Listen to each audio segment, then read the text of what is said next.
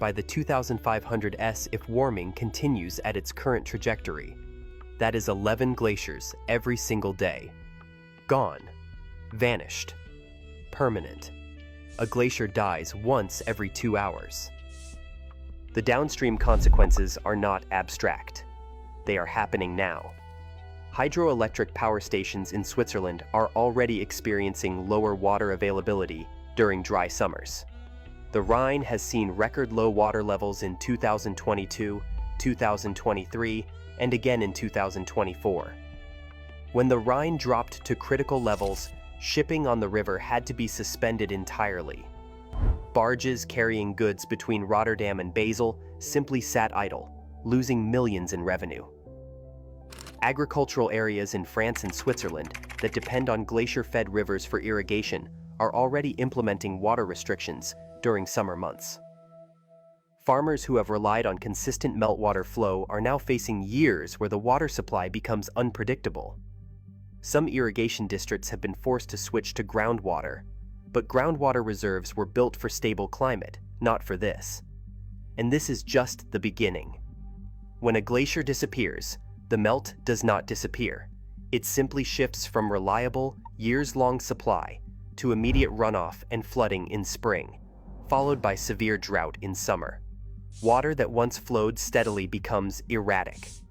Power systems built for stability face volatility. Farmers lose irrigation. Cities lose water reserves. The economy that was built on glacier stability now faces decades of adjustment. But here's where the story gets truly insane.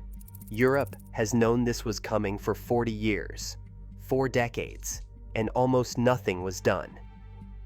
In the 1980s, Swiss glaciologists began publishing papers describing what they called the committed response of the cryosphere, the way glaciers would continue shrinking even if the planet stopped warming immediately. The physics were understood, the danger was named, and almost nothing changed in terms of preparing for what comes next. Instead of building new water storage systems, instead of updating power grids to account for seasonal water scarcity, instead of shifting agriculture away from glacier-fed rivers, Switzerland and Europe did what wealthy nations do. They planned to adapt later. They wrapped the Rhone Glacier in blankets. They built tunnels to draw water from melting ice. They created regulations that sound good in policy documents, but do nothing to address the core reality, that the water that built civilization in the Alps is evaporating, and the backup plan amounts to hoping technology will catch up to physics. Studies from the Swiss Federal Office of the Environment show that without major infrastructure investment, Swiss water stress could reduce agricultural output by up to 30% in the worst-case scenarios.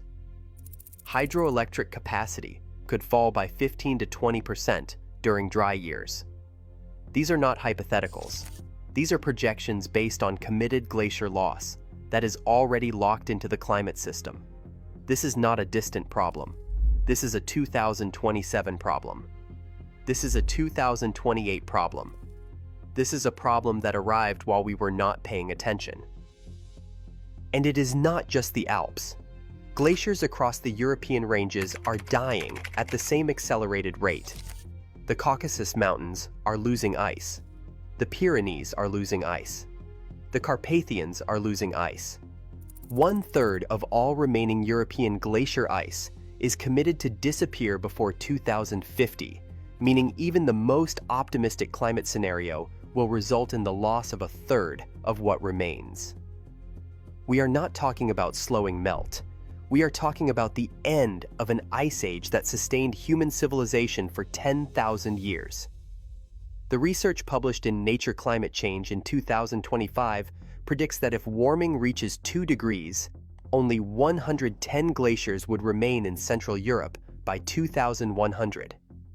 That means 95% of today's alpine glaciers will be gone. Think about that. The mountains that define Switzerland, that define the Alps, that have been the symbol of permanence and frozen majesty for millennia, they will be bare rock and scree. The strangest part is how normal it has become. The news cycles past it. The photographs come out every summer, showing